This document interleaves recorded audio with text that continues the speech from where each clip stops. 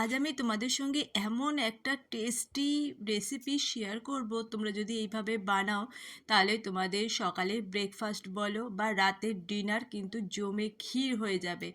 এত টেস্টি খাবার আর বানানো এতটাই সহজ যে তোমরা চটপট করে কিন্তু বানিয়ে যে কারোর মন কিন্তু তোমরা জয় করে নিতে পারবে। এটা বানানো ভীষণ সহজ এবং সমস্ত উপকরণ কিন্তু আমাদের বাড়িতেই আছে এবং চটপট কিন্তু বানানোও হয়ে যায়। তো চলো কিভাবে বানালাম তোমাদের সঙ্গে শেয়ার করি। এই জায়গায় আমার ক্যামেরাটা একটুখানি অসুবিধা করেছিল, তো তাও আমি তোমাদেরকে বলে দিই। গোটা জিরে নিয়েছি 1 চামচ, গোটা ধনে নিয়েছি 1 চামচ, আর মৌরি নিয়ে নিয়েছি 1 চামচ। এরপরে আমি হামানদিস্তায় এটাকে জাস্ট গুঁড়ো করে নেবো। মানে খুব বেশি গুঁড়ো করব না, হালকা দাঁড়া দাঁড়া থাকবে, এইভাবে গুঁড়ো করে নেব। এবার তোমরা মিক্সিতেও করে নিতে পারো। আর এর জন্য লাগবে আটা। তো আমি আটার মধ্যে সামান্য নুন আর সামান্যই তেল দিয়েছি, দিয়ে একটা ডো বানিয়ে নিচ্ছি। তো দেখো আমার কিন্তু ডোটা রেডি হয়ে গেছে। আমি আটা দিয়েই বেশি করি, তোমরা চাইলে ময়দা দিয়েও করতে পারো, কোনো অসুবিধা নেই। এরপরে আমি কড়াইতে সর্ষের তেল দিয়ে নিয়ে যে মশলাটা আমি কুটে রেখেছিলাম সেটা হালকা করে ভেজে নিয়েছি। আর দেখো উপকরণের মধ্যে লাগছে আদা থেঁতো করে রেখে দিয়েছি, আদা দিয়ে দিলাম। এরপরে দিয়ে দেবো কাঁচা লঙ্কা কুচি, সেটাও এক এক করে দিয়ে দিলাম। আর একটুখানি নাড়িয়ে নিয়ে একটু পেঁয়াজ যে কুচো করে রেখেছিলাম, পেঁয়াজটা একটু বেশি করেই দিও। পেঁয়াজটা কুচো করে রেখেছিলাম সেটাও দিয়ে দিলাম, দিয়ে হালকাভাবে আমি নাড়িয়ে নিচ্ছি।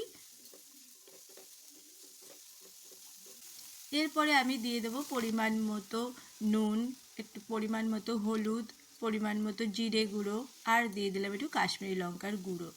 এই দিয়েই আমি ভালো করে পেঁয়াজটা ভেজে নেব। দেখো আমার পেঁয়াজটা প্রায় ভাজা হয়ে গেছে। এই পর্যায়ে আমি দিয়ে দিলাম বেসন। বেসনটা তোমরা তোমাদের যেভাবে তোমরা ময়দা মাখবে বা আটা মাখবে সেই অনুযায়ী কিন্তু বেসনটা দেবে, কারণ এই বেসন আর এই দিয়েই কিন্তু পুরটা তোমাদেরকে দিতে হবে। তো বেসনটা তোমাদের পরিমাণ মতো নিয়ে নিও।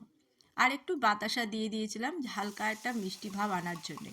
আর সবথেকে মেন যে উপকরণ সেটা হচ্ছে আমি দিয়েছি এখানে তেঁতুলের পাল। তোমরা যদি চাও সেখানে কিন্তু লেবুর রসও দিতে পারো। আমি একটু তেঁতুলটাকে ভিজিয়ে রেখেছিলাম, তো তেঁতুলের পাল্প আমি দিয়ে দিয়েছি। আর তোমরা চাইলে এখানে কিন্তু লেবুর রসও দিতে পারো, সেটা তোমাদের উপরে নির্ভর। আর লাস্টে নামানোর আগে আমি দিয়ে দিলাম পরিমাণ মতো ধনেপাতা। ব্যাস আমার কিন্তু পুরটা রেডি হয়ে গেল। এরপরে আমি কি করলাম, একটা রুটির আকারে বেলে নিলাম, নিয়ে আস্তে আস্তে এই পুরটা হালকা করে ওপর থেকে ছড়িয়ে দেবো। একসঙ্গে কিন্তু বেশি দিয়ে দেবে না, তাহলে মুড়তে একটু অসুবিধা হবে। আর একটু হাত দিয়ে ভালো করে তোমরা সাইজ করে নেবে। নিয়ে একটা সাইড কেটে নিয়ে ঠিক এইভাবে পরোটার আকারে কিন্তু হালকা হাতে প্রেস করে করে কিন্তু করে নেবে।